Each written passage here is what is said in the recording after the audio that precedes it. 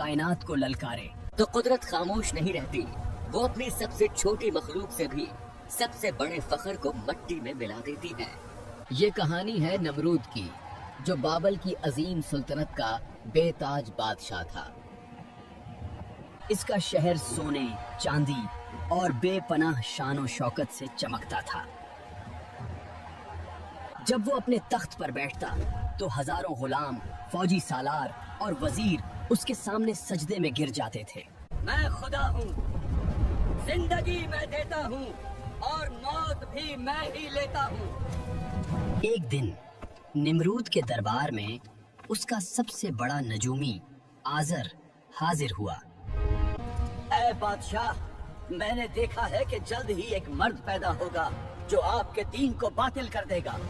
मैं हुक्म देता हूँ कि जाओ, सब लोगों को बता दो कि मेरी सल्तनत में कोई मर्द अपनी औरत के करीब ना जाए। मगर अल्लाह का फैसला अटल था। इसी दौरान हजरत इब्राहीम अलैहिस्सलाम की वालिदा हामला हुई। हमल को छुपाना नामुमकिन होता जा रहा था, इसलिए जब विलादत का वक्त करीब आया तो वो एक गार में चली गई। वहीं रब के हुक्म से नबी की विलादत हुई। माँ ने कलीजे पर पत्थर रखकर नन्हे इब्राहीम को एक कपड़े में लपेटकर वहीं छोड़ दिया। गार का मुंह एक भारी पत्थर से बंद किया और खामोशी से वापस रवाना हुई ताकि किसी को मालूम ना हो। गार के इस सुनाटे में अल्लाह ने नन्हे इब्राहीम के लिए उनके अंगूठे से दूध जारी कर दिया। वो 13 साल तक उसी गार में रहे। एक रोज उनकी वालदा उन्हें अपने घर वापस ले आई। अब वो 13 साल का हो चुका था।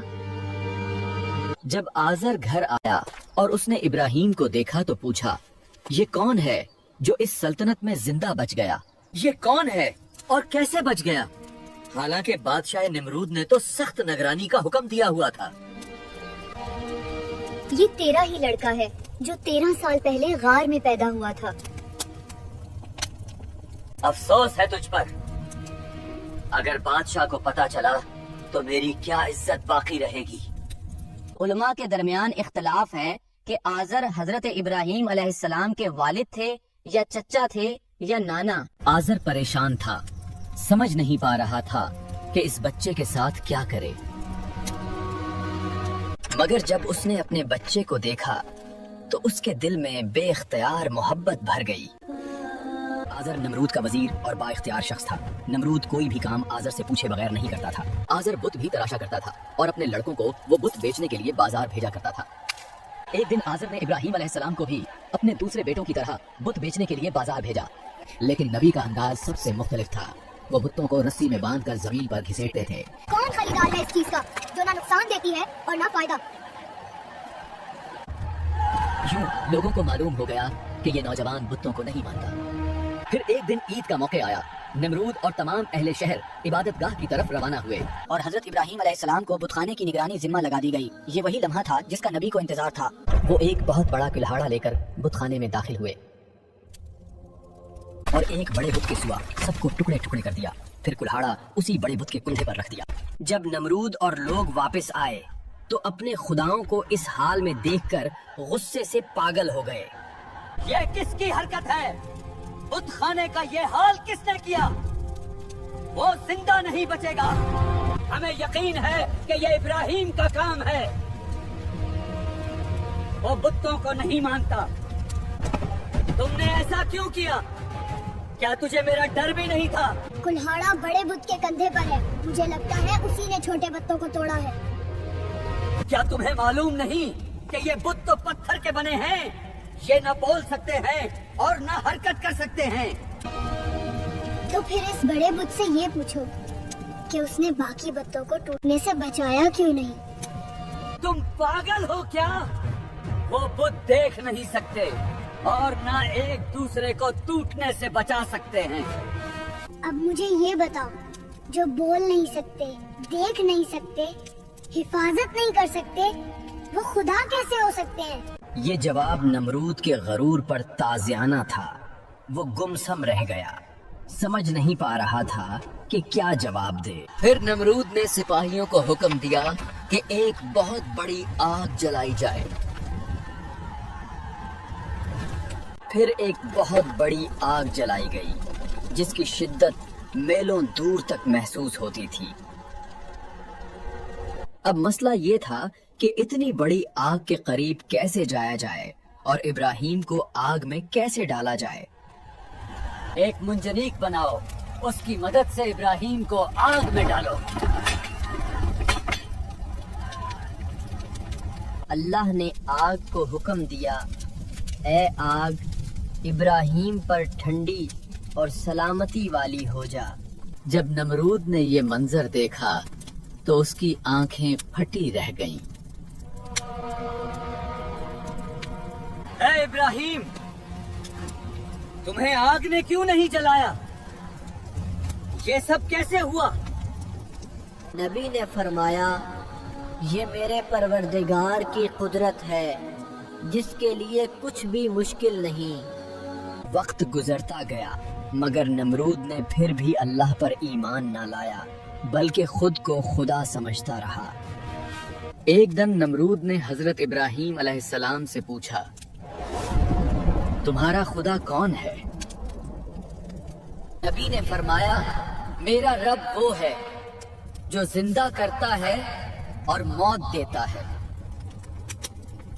ए इब्राहिम, ये काम तो मैं भी कर सकता हूँ, फिर मुझे खुदा क्यों नहीं मानते?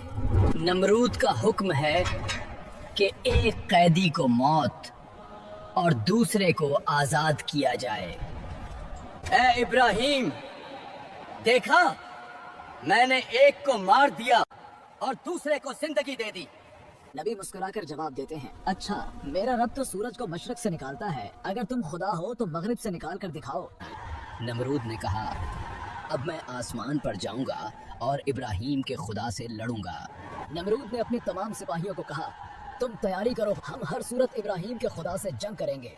इसने अपने सिपाहियों को एक ऐसी सवारी तैयार करने का हुक्म दिया जो आसमान तक पहुंच सके और सिपाहियों को 3 दिन का वक्त दिया। अगर तैयार ना हुई तो सबको कत्ल कर दूंगा। मगर ऐसी सवारी तैयार करना जो आसमान तक पहुंच सके किसी के बस की बात न थी। सब सिपाही परेशान थे, अगर सवारी तैयार ना हुई तो सबके सर कलम हो जाएंगे।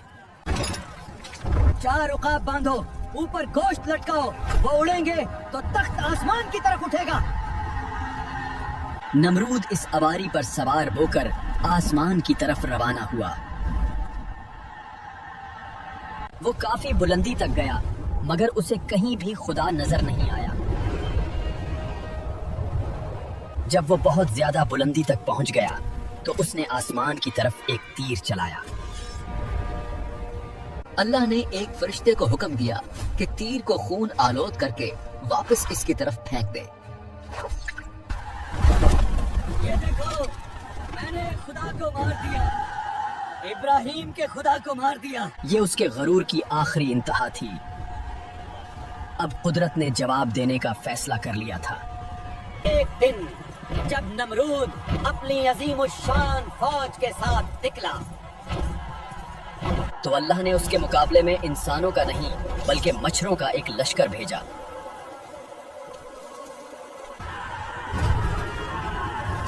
हम इन मच्छरों के साथ हमला कैसे करें? सब लोग भागते हैं और नमरूद भी अपने महल की तरफ भागता है। नमरूद महल में तो पहुंच गया लेकिन एक मच्छर ने उसका पीछा नहीं छोड़ा। तुम्हें क्या हो गया? मेरा पीछा क्यों नहीं छोड़ रहे? और फिर अचानक वो मच्छर उसके नाक के सुराख से अंदर घुस गया। थोड़ी देर बाद उसे एक अजीब सा एहसास हुआ, जैसे किसी ने उसके सर के अंदर हथौड़ा मारा हो। मच्छर उसके दिमाग के अंदर गूंजता, फड़फड़ाता और हर लम्हा एक नई अजियत देता। नमरूद महल में दीवानावार भागता, दीवार से टकराता, फर्श पर गिरता। मेरे सर पर जूता मारो, जोर से मारो। और जब कोई जूते से उसके सर पर मारता तो नमरूद लम्हे भर को सुकून में आ जाता। लेकिन चंद लम्हों बाद वो अजियत दोबारा लौट आती। मच्छर फिर दिमाग में हरकत करता। दिन गुजरते गए। नमरूद की नींद, सुकून और गरूर सब मच्छर के एक वार से खत्म हो चुके थे। कभी सर्दी में नंगे पांव भागता, कभी फर्श पर तड़प कर चीखता। नमरूद अब अपनी सजा भुगत रहा था। सालों तक नमरूद इसी अजाब में मुब्तला रहा और उसका गुरूर खाक में मिल गया। एक दिन वो अपने ही हाथों से सर पेटते हुए गिर पड़ा। खद्दाम दौड़कर उसके करीब पहुंचे, मगर अब उसकी सांसें रुक चुकी थीं। वही नमरूद जो खुदा से लड़ना चाहता था आज मट्टी में मिल गया। और यूं वो बादशाह जो खुद को खुदा कहता था एक मच्छर के हाथों अंजाम को पहुंचा। ये अंजाम सिर्फ नमरूद का नहीं बल्कि हर उस इंसान के लिए पैगाम है जो अपनी ताकत पर घमंड करता है। इससे ये साबित हुआ कि गुरूर को मिटाने के लिए कभी कभी एक